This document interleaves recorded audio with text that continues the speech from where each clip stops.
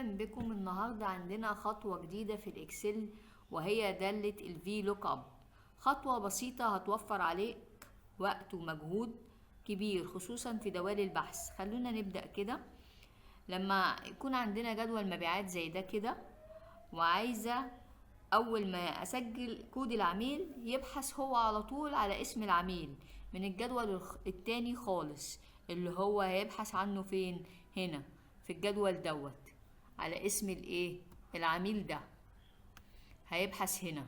وده الجدول ده كاستمر هنا، يعني العمود ده بتاع اسم العميل ده رقم 2. فهنشوف رقم 2، خليكم معايا كده عشان رقم 2 ده مهم. ده الترتيب بتاع الجدول في التاني.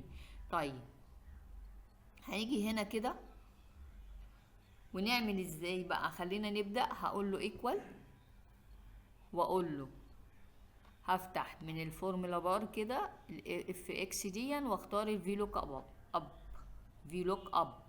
تمام. وهنا هختار، هو بيقول لي لوك اب فاليو، هختار كاستمر اي دي اللي هو كود العميل.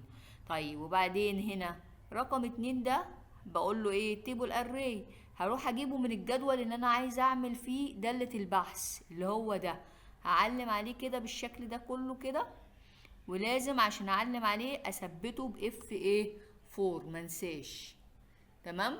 طيب هنا بقى بعد كده هو عايز الرقم اللي انا قلت لكم خلي بالكم ده الرقم بتاع كاستمر في الجدول التاني كان رقم 2. فهقوم دايسه كده 2 رقم 2، ولازم هنا اديله 0 عشان اقول له طابق لي 0. لازم احط 0 عشان يبقى لازم يطبق الكود بتاع العميل باسمه، يبقى يكون الزيرو ده حاجات متطابقة، لازم الاسم يكون متطابق. وبعدين اقول له اوكي. ادهوني بالشكل ده. فهقول له هعمل كده اوتو فيل، هينزل لي كل الاسماء. طيب ده بالنسبة في لوك اب. طيب عشان بقى اعمل الجدول التاني ده عايز اجيب برضك البرودكت نيم، فهقول له بنفس الطريقة ايكوال واقول له من الفورمولا بار كده هقول له في لوك اب. عايز ابحث هنا برضك بكود البرودكت، ادي كود البرودكت بتاعي. وبعدين هاخد هنا من الجدول التاني كده واعلم على الجدول التاني. طيب انا عايزه البرودكت نيم ده برضك هنا رقم 2. طيب هقوم انا معلمه عليه كده، ادي الجدول اهو اللي انا عايزه اجيب اسم البرودكت نيم ده برضك هنا في الجدول رقم 2. ومنساش هنا اضغط على اف 4 عشان اثبته. طيب تعالوا بقى للجدول الاولاني. هنا بيقول لي طيب الكود بقى هنا بتاعي كان رقم برضك 2. ماشي. واقول له منساش ان انا اديله 0. تمام. واقول له اوكي.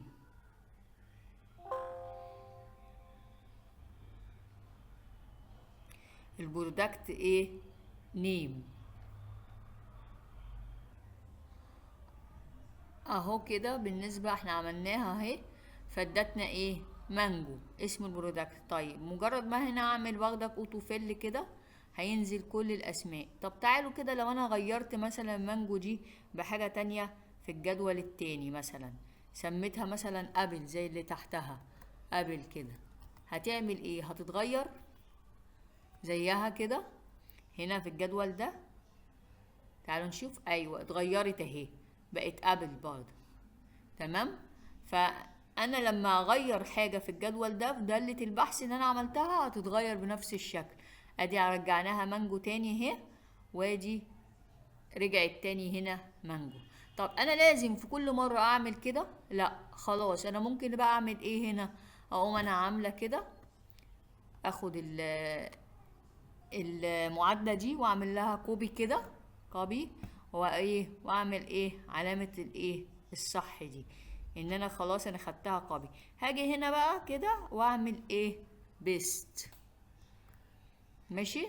طيب انا هنا عندي اليونت كوست ده التكلفه بتاعت الوحده. عندي هنا رقم الجدول ده هنا عندي رقم كام؟ رقم 3 اهو. ادي 1 2 3 في العمود. طيب هاجي هنا بقى مش انا عامله كده، هاجي هنا واغير بدل رقم 2 اخليه رقم ايه 3. تمام، واقول له انتر.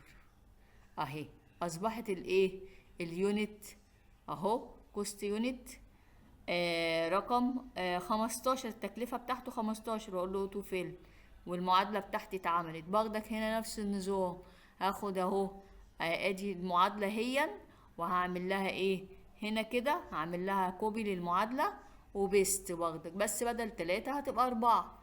ادي كوبي، واقول له اعمل علامة الصح، وهقول له هنا كده حط لي دي بيست. ماشي، اداني 15. طب خلا اغير بقى رقم 3 اللي فوق دي عشان رقم المسلسل بتاع العمود، واختار رقم ايه 4. ماشي، واقول له ايه انتر. اهي يبقى السيلز برايس سعرها كان 30. لو غيرت في الجدول التاني السعر هيتغير لي في دالة البحث هنا ال30 السعر ده هيتغير. تمام كده نكون عرفنا ازاي نتعامل مع دالة البحث بتاعت الفي لوك اب في الاكسل بطريقة سهلة. وما تنسوش تعملوا لايك واشتراك في القناة عشان نكمل مع بعض دروس تحليل البيانات الجاية.